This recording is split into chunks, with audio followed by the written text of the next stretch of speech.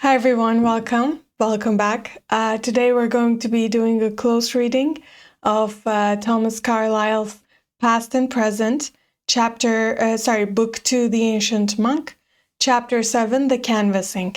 So at this point we're in the life of the medieval monastery of St. Edmundsbury, where the previous abbot, the head of the monastery, has died. The king has appointed some custodiars in the meantime to take over the monastery's affairs. And in this very short chapter, it's just 2 pages, we're going to be seeing the announcement of the announcement that a new abbot is to be elected and what the mood of the town and of the monastery is in that while. Also, to mark the season, I have attempted origami for the first time. So this is supposed to be a Christmas tree, and then this is like some generic ornament with some wrapping paper. So enjoy that. All right, we will get started here. I'm just making sure the recording is okay, and it seems to be. All right, Chapter 7, The Canvassing. Now, however, come great news to St. Edmundsbury, that there is to be an abbot elected, that our interlunar obscuration is to cease, St. Edmundsbury's convent no more to be a doleful widow, but a joyous and once again a bride. Often in our widowed state had we prayed to the Lord and St. Edmund, singing weekly a matter of 21 penitential psalms, on our knees in the choir, that a fit pastor might be vouchsafed us. And, says Jocelyn, had some known what abbot we were to get, they had not been so devout, I believe. Bawsey Jocelyn, Bawsey just means Boswell, so the scribe. Bawsey Jocelyn opens to mankind the floodgates of authentic convent gossip, and we listen as in a Dionysius' ear to the inanest hubbub, like the voices at Virgil's horn gate of dreams. Even gossip, 7 centuries off, has significance. List how like men are to one another in all centuries. So the king has announced a new abbot is to be elected, and it's interesting that the monastery without an abbot is considered to be a doleful widow, a sad. What does doleful mean again? Expressing sorrow, mournful. So a mournful widow. And it will be a bride again once there is an abbot. So I think this is a very Christian metaphor, bride versus widow. And they say in their, I wanted to say a word about this interlunar obscuration. I mean, I do understand it, like it probably means between 2 moon phases, obscuration, obscure, some sort of hiding.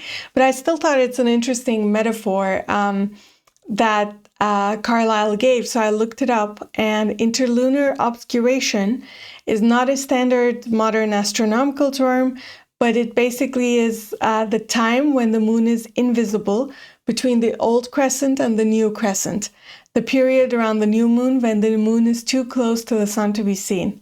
I just thought this was a very beautiful metaphor for that time period where it's unclear, like the moon is not visible, sort of like the future of the monastery is up in the air. It's invisible. And then they were saying these 21 penitential psalms as a prayer together to wish good things for the next abbot, wish a good next abbot. And I wanted to see what that's all about. So I think there are no 27 penitential psalms, but what Jocelyn is referring to is to read the 7 penitential psalms 3 times a day. So that's like 21. And apparently these are the Psalms. So Psalms is a book of the Bible, I believe. So there's like specific Psalms for specific ailments or specific needs. And the penitential psalm is the psalm in the Bible that expresses repentance, sorrow for sin, confession, and a plea for God's mercy and forgiveness. So in these uncertain times, that's what these psalms are, what the monks in the monastery resort to. Let's see what else. Okay, so then there are these references to Dionysus' ear and Virgil's horn gate of dreams. So first of all, and this is all evoking us eavesdropping on authentic monastery gossip. So I was like, what is Dionysus's ear? And I first thought like this must be something from mythology, but actually,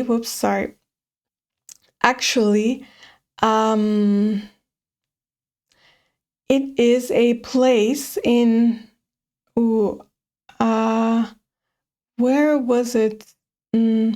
Syracuse. Yes, I didn't write it here, but it is a place in Syracuse, which is right here off Italy. It's in Italy, but like, off that island of Italy. And it is, I put it right here. Okay. Carlyle's reference to a Dionysus ear is an allusion to an ancient spying device associated with Dionysus I, the tyrant of Syracuse, 4th century BC. It refers to the ear of Dionysius, a famous limestone cave in Syracuse shaped like a giant human ear. According to legend, Dionysius built or used this cave as an acoustic surveillance chamber. A tiny sound inside the cave was magnified, allowing Dionysius to eavesdrop on prisoners or suspects. So, this is perfect. We're like, through Jocelyn, we're eavesdropping on centuries-old monastic gossip. And like, just for scale, you see the people here. Like, this is quite an amazing place. And it's off Italy, as I mentioned. Then, what about the Virgil's horn gate of dreams? So this comes from book 6 of Virgil's Aeneid, where the poet describes 2 gates of sleep through which dreams pass. The gate of ivory, through which false deceptive dreams come. The gate of horn, through which true reliable dreams come. So, since Carlyle is referring to the Virgil's horn gate of dreams, this is us listening to authentic banter and chatter inside the monastery through Jocelyn. Yes. Dixit quidam de quodam. A certain person said of a certain person, he, that frater, is a good monk. That frater, probably this means like that brother or something. I didn't look up frater. He, that frater, is a good monk, probabilis persona, knows much of the order and customs of the church, and, though not so perfect a philosopher as some others, would make a very good abbot. Old Abbot Ording, still famed among us, knew little of letters. Besides, as we read in fables, it is better to choose a log for a king than a serpent, never so wise, that will venomously hiss and bite his subjects. So here we get like Jocelyn starting to narrate the different opinions circulating around the monastery at this time. So some people say, such and such person is a good one. They're a good monk. They know the customs and stuff. They're not a man of letters, so they're not very sharp in terms of theory and kind of the literary tradition of the monastic order. But they're saying it might be, some are saying it might be better to basically pick a bit of a simple, dumb king rather than a serpent, the very sharp one who can make life hell for the rest of the monastery. So this is like one kind of set of views circulating around. Impossible, answered the other. How can such a man make a sermon in the chapter or to the people on festival days when he is without letters? How can he have the skill to bind and to loose? He who does not understand the scriptures, how? So, bind and loose is a New Testament phrase referring to the authority to make decisions, especially moral, disciplinary, and doctrinal. It comes from Jesus' words in Matthew 16:19. I will give you the keys of the kingdom of heaven. Whatever you bind on earth shall be bound in heaven. Whatever you loose on earth shall be loosed in heaven. So the decision-making power, basically. And So another person listening to this, like, let's pick a simpleton for a king, for an abbot, are saying like, this man is going to be expected to give speeches, and how can he do so if he does not have a solid grasp on the literature and the theology? It is interesting. I thought this make a sermon in the chapter or to the people on festival days. So the abbot, you can tell, has the abbot of the monastery. He's not just like doing rote liturgy. He's clearly expected to read the times a little bit, to inspire, to create sermons, like original pieces of speech that he's delivering to the masses. So this is not purely ritualistic. There seems to be a lot of like literary creativity involved in this position. And then another set of another, alius de alio. That frater is a homo literatus, eloquent, sagacious, vigorous in discipline, loves the convent much, has suffered much for its sake. I mean, I wonder who they're talking about there. A man, eloquent, sagacious, vigorous, suffered much for the convent. To which a third party answers, from all your great clerks, good Lord deliver us.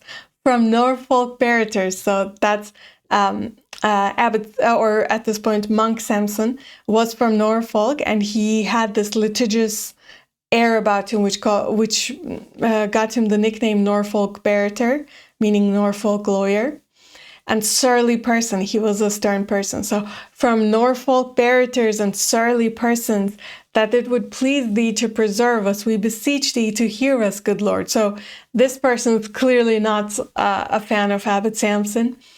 Then another quidam said of another quodam, that frater is a good manager, but was swiftly answered, God forbid that a man who can neither read nor chant, nor celebrate the divine offices, an unjust person withal, and grinder of the faces of the poor, should ever be abbot. So maybe they're talking about the Salarius here.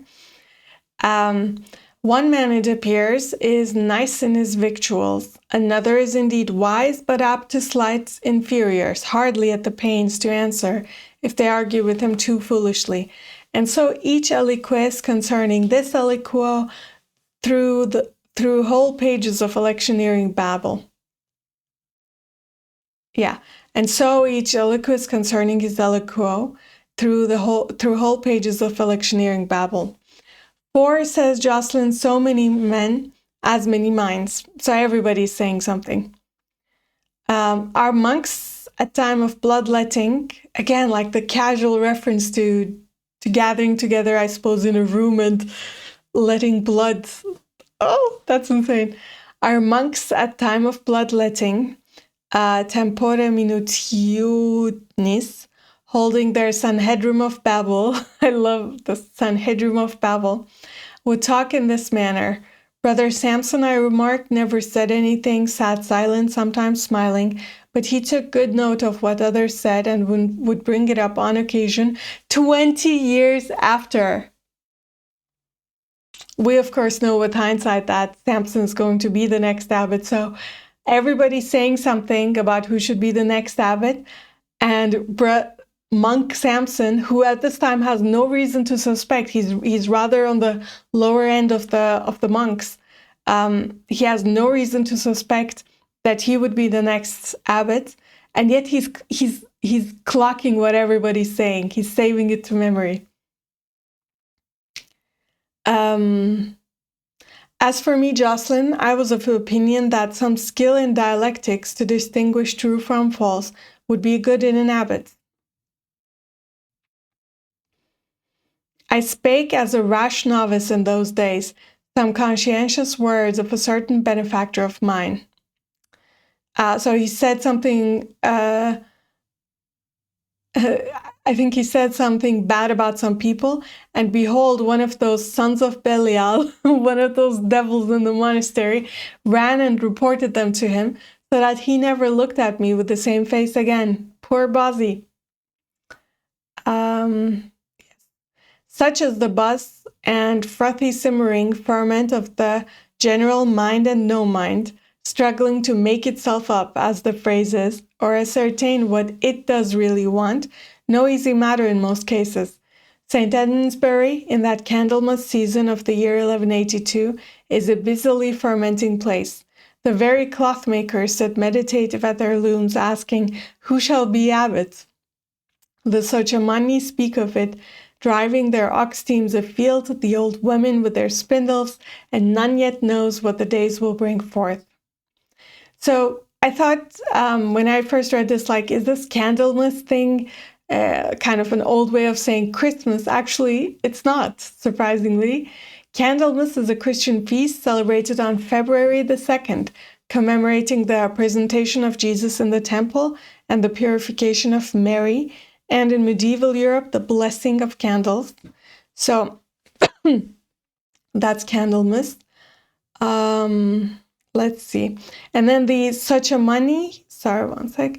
The Sociamani were the respectable, somewhat autonomous free tenants of an abbey or manor. So they're not quite tied to the land. They're like free tenants living on monastery property.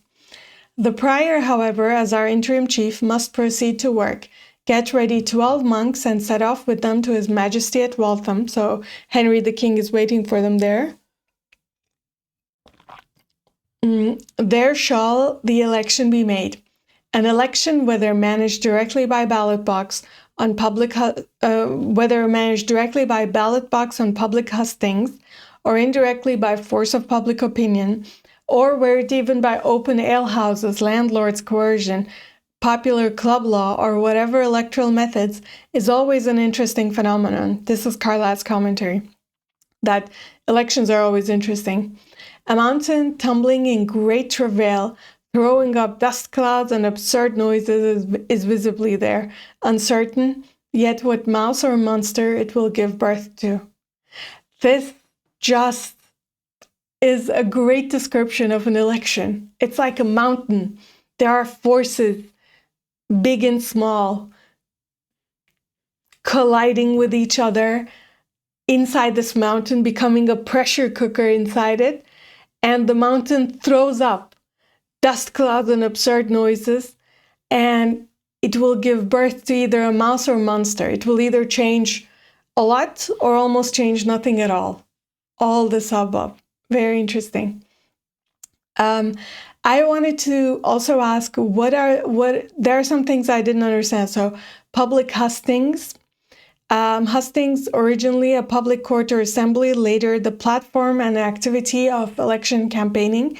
So it can either refer to an assembly or it can refer to the physical sort of location where this electioneering activity is taking place. So whether it's like some sort of speeches and persuasive activities being done in the common square, or indirectly by force of public opinion, or were it even by open ale houses. So open ale houses refers to election day drinking houses, openly used for bribery, treating, and vote buying.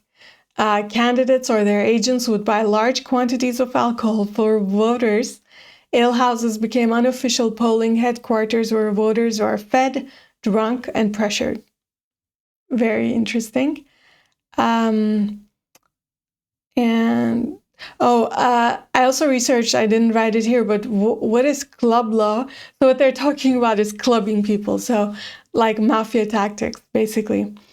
Either way, Carlyle is very method agnostic. Like no matter how it happens, whether it's through direct coercion, indirect sort of briberies, persuasion, or completely like to the letter followed processes, whatever it is, it's all of great interest to Carlyle. Besides, it's an important social act, nay, at bottom, the one important social act. So voting, or not quite voting, but any kind of election with its, all of its imperfections, it is a most important social act, nay, at bottom, the one important social act. So that is really what all of the civic life kind of boils down to. That is the one important social act that it all condenses into. Given the men a people choose, the people itself in its exact worth and worthlessness is given. So I'll say this again. Given the men a people choose, the people itself is given. So you can look at the men the people choose, and you can determine the worth and worthlessness of the people that led to him. A heroic people chooses heroes and is happy. A valet or flunky people chooses sham heroes, what are called quacks, thinking them heroes and is not happy. The grand summary of a man's spiritual condition, what brings out all his herohood and insight, or all his flunkyhood and horn-eyed dimness, is this question put to him: what man dost thou honor? Which is thy ideal of a man, or nearest that? So too a people, for a people too, every people speaks its choice, were it only by silently obeying and not revolting in the course of a century or so. So if you look at it, at any given point in time, things may happen, but for over the course of a century or so, you can really determine the character of a people, of a collective, by the leaders that it chooses. And Carlyle says every people speaks. Every people speaks. So you don't need to hold a particular form of, election method for the people's will to be done. Every people speaks, if not by even, if by merely being engaged in the system and not divesting from it, not revolting against it. If there is a polity, engaged polity, they will have their representatives and elected according to the characteristics of the polity. Nor are electoral methods, reform bills, and such like unimportant. A people's electoral methods are, in the long run, the express image of its electoral talent, tending and gravitating perpetually, irresistibly, to a conformity with that. So, to a conformity with the express image of their electoral talent, and are at all stages very significant of the people. Judicious readers of these times are not disinclined to see how monks elect their abbot in the 12th century, how the St. Edmundsbury mountain manages its midwifery. Again, the metaphor with the widow and the bride and giving birth from a mountain. What mouse or man the outcome is. So while Carlyle is saying that every people speaks its choice, kind of, if you look at it over the course of a century, all electoral methods are not the same, and they do reflect something of the electoral talent of the people. So he's saying it would do us well to study how the abbots in the 12th century are handling this election, compared to, of course, the industrial times that Carlyle lives in, and compared to our times now. Thank you for joining me for a very close reading of Thomas Carlyle's Past and Present, Book 2, The Ancient Monk, Chapter 7, The Canvassing.